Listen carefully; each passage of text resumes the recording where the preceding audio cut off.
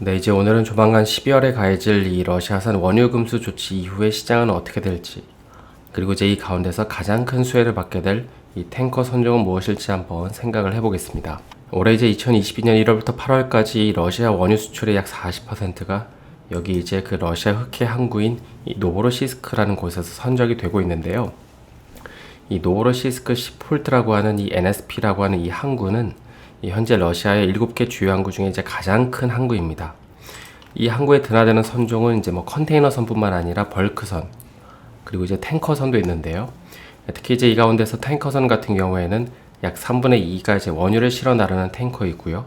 나머지 이제 3분의 1은 이 석유 제품을 실어 나르는 탱커선입니다.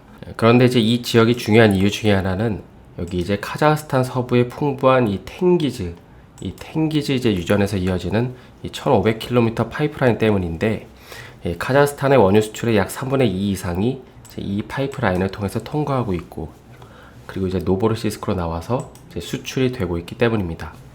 그래서 이제 현재 여기서 수출되는 원유 대부분은 뭐 EU나 터키, 이제 이스라엘로 선적이 되고 있지만, 앞으로는 이제 12월부터는 그 EU가 빠지고 이제 그 대신에 이제 중국이나 인도, 그리고 이제 석유 제품은 이제 브라질이나 아프리카로 보내질 예정입니다. 현재 러시아는 이제 이런 식으로 이제 원유를 수출을 하고 있는데요. 이제 노브로시스크에서 원유를 실어온 다음에 이걸 이제 VLCC나 뭐 수에즈막스, 이제 아프라막스에 다시 환적해서 이제 중국이나 인도로 보냅니다. 그래서 이제 이렇게 되면은 출발은 러시아에서 했지만 최종 항구에 도착하는 선박은 이제 러시아 선박이 아니기 때문에 이제 유통이 되는 것이죠. 실제로 이제 한동안 러시아산 원유랑 이제 다른 원유를 섞어서 팔다가도 문제가 되는데 이제 걸리지만 않으면 된다고 이제 생각을 한 것이죠. 그런데 이제 특이하게 이 표를 보시면 그 선박 주인의 대부분이 이제 그리스 해운사라는 걸 좀 볼 수 있는데요. 예를 들어서 여기 이제 테나마리스도 이제 그리스 선주고요. 그리고 여기 그 차코스 시핑도 그리스. 그리고 이제 제일 위에 이제 EMM, 그러니까 이것도 이제 그리스 선사입니다. 지금 이제 이유는 계속해서 그 러시아산 원유 수입을 줄이고 있고, 또 뭐 거래도 줄이고 있고, 이제 러시아랑 관련된 건 아예 다 줄이고 있는데, 반면에 이제 그리스는 이런 식으로 이제 가격 상한제에 반대하면서 이제 러시아산 원유를 이제 거래를 하고 있습니다. 그런데 이제 만약에 이 말을 반대로 해석하면, 이제 지금은 그리스가 러시아산 원유 거래를 이제 적극적으로 하고 있지만, 추후에 그리스가 이제 이 시장에서 떠나게 된다면 어떻게 될까요? 이제 이를 실어 나르는 탱커선의 양이 이제 급격하게 제한된다는 말이 됩니다. 그러니까 한정된 선박으로 원유를 실어 날려야 되는 것이죠. 그에 더해서 앞으로 그 러시아가 수출할 지역은 이제 가까운 국가가 아니라 중국이나 인도로 수출하기 때문에 이제 톤마일 증가에 따른 이 선박 부족 현상은 더 심화될 수밖에 없습니다. 그래서 이제 현재 탱커선 시장에서 중요한 화두 중에 하나는 이제 지금이야 그리스가 이 러시아산 금수 조치에 따른 이 원유 가격 상한제를 반대하는 입장이지만, 조만간 만약에 이제 그리스가 입장을 선회한다면 탱커선의 운임은 또 한 번 크게 상승할 수밖에 없다는 것입니다. 참고로 이제 현재 EU에서 그리스한테 어떻게 보상안을 마련할지에 대해서 논의 중이라고 하는데, 아직까지 뭐 구체적으로 나온 건 없지만은 만약 그리스까지 등을 돌리게 된다면 이제 원유나 석유 제품을 운반하는 기업들에게는 꽤나 이제 희소식이 아닐까 싶습니다.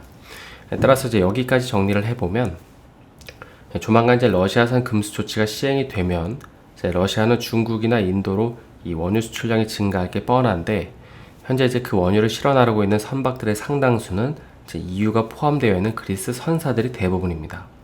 그런데 이제 지금은 그 그리스가 이 러시아산 원유 가격 상한제를 반대하고 있지만, 조만간 이제 적절한 보상안이 나와서 만약에 이제 그리스까지 러시아랑 거래를 중단하게 되면 이제 그동안 러시아산 원유를 실어 날랐던 탱커선들의 공급이 부족해지고, 따라서 운임은 이제 더 급격하게 상승할 수밖에 없는 것이죠. 그럼 이제 이런 상황에서 그 여러 탱커선들 중에서 특히 이제 더 각광을 받을 탱커선종은 이제 뭐가 있을까요? 일단 이제 이 차트는 그 중고선가가 이제 비싼지 싼지를 판단할 때 이제 보는 지표 중에 하나인데요. 여기 이제 X선은 이제 그 선량이고요. 그다음에 이제 Y축은 이제 선가입니다. 간단하게 이제 이 세 차트 모두 파란색 선을 기준으로 이제 기준 위에 있으면 이제 중고선가가 더 비싸다는 거고, 이제 아래에 있으면 싸다고 이제 볼 수 있습니다. 최근 이제 탱커 선사들의 주가가 많이 상승하면서 이제 선박 가격이 이제 이게 적정 가격에 맞는지 아니면 비싼지를 두고 고민하시는 분들이 이제 이 지표를 좀 많이 활용하시는데요. 아무튼 현재 이제 MR 또 LR1, LR2 그러니까 모두 이제 대체적으로 이제 5년 내 중고선가가 평균 대비 비싸다는 걸 볼 수 있는데, 그런데 이제 이 가운데서 LR2 탱커 같은 경우에는 무려 이제 15년씩 이쪽을 보시면 될 것 같은데요. 무려 이제 15년씩 중고선가도 시세보다 비싸게 팔리고 있습니다. 특히 이제 그동안 LR2 탱커선은 중동 인도에서 이제 유럽 노선 수요가 많았는데, 그런데 이제 조만간 러시아산 석유 제품 금수 조치가 시행되면 러시아산 석유 제품이 남미 또 이제 서아프리카까지 수출하고, 그리고 이제 반대로 이제 유럽은 러시아가 아닌 인도나 중동에서 이제 더 많은 석유 제품을 수입할 것으로 이제 전망을 하고 있기 때문입니다. 그리고 또 이제 가장 최근에는 중국도 이제 석유 제품 수출량을 늘리겠다고 한 만큼, 만약에 이제 유럽이 중국에서도 수입을 한다면 이제 톤마일 증가에 따른 운임 상승을 이제 더 기대해 볼 수 있는 것이죠. 그래서 이제 이런 부분이 최근 그 탱커선, LR2 탱커선 가격에도 이제 반영이 되고 있다고 보여지는데요. 물론 이제 현재는 그 이번 달 오펙 플러스가 감산을 예고하면서 이제 물동량 감소에 따른 이 탱커선 수요 감소로 인해서 운임이 약간 주춤하고 있지만, 그런데 이제 이건 지금 그렇다는 거고, 금수 조치가 시행되는 연말에는 이제 또 어떤 이슈가 불거질지 모르기 때문에 이제 탱커선에 투자하시는 분들은 좀 이런 점을 참고하실 수 있겠습니다. 오늘은 향후 러시아산 금수 조치 이후에 탱커선 시장이 어떻게 될지 한번 생각을 해봤는데요. 멤버십에 가입하시면 이러한 정보를 실시간으로 볼 수 있는 만큼 많은 분들의 관심 부탁드립니다.